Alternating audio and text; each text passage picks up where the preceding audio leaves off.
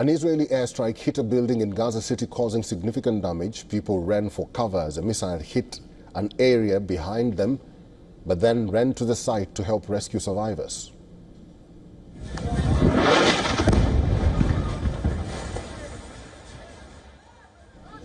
At least 31 Palestinians were killed in an Israeli strike near a US-backed aid distribution site in Rafah. Over 120 others were injured, including children. The incident took place early on Sunday, just as civilians gathered to collect food supplies. The dead were taken to Nasser Hospital in Khan Yunis. Images from the scene showed bodies being carried on donkey carts, while others rushed to salvage aid boxes amid the chaos.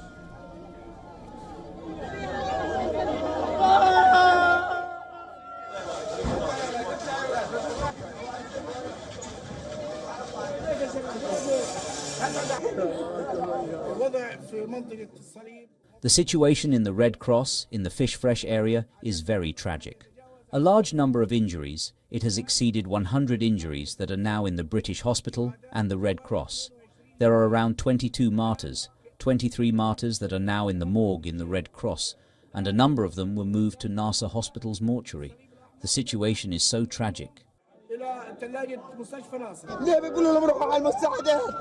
Why do they tell them to go to the aid point? Why? And then they go there and get killed. What they're doing to us is wrong. They're lying to us. My younger brother was killed. He went to get aid for his children, and he was killed.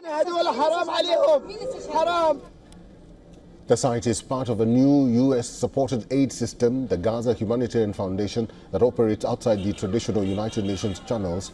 This comes as pressure mounts on Israel over the deepening humanitarian crises. The United Nations says all of Gaza's population now faces famine after over 2 months of blocked aid flow. In response, the Israeli army said that it did not fire at civilians within or around the US-backed aid center in southern Gaza, hours after rescuers blamed Israeli fire for the deaths. Blasts were heard and smoke was seen rising from Gaza early on Sunday morning. 2 separate explosions were seen just after dawn broke over the enclave. Both blasts were followed by loud blasts and low rumbling. In Tel Aviv, Israeli families took to the streets demanding a deal to bring their loved ones home.